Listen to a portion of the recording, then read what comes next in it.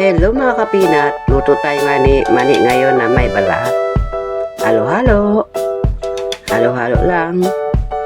Ayan, malapit na siya guys maluto. Sige lang halo. Ayan, pag malapit na siya guys, katukin nyo para alam nyo na malutong na siya. Ayan, luto na siya guys. Lagyan na natin ng bawang. Ng maraming bawang.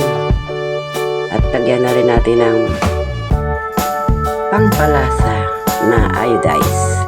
2 kutsara. Ayan, 2 kilo lang kasi yan. Aking may balat. Sa 2.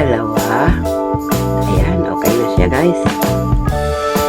Haluin na natin para masip-sip na yung asin ng mani na may balat. Ito nga pala guys, yung walang balat, yung ubad. Ayan, maluluto na siya. Luto na siya guys.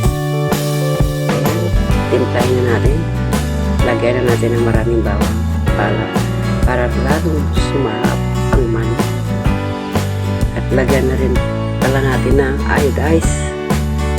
5 kilo yan, 4 na kutsara lang siya.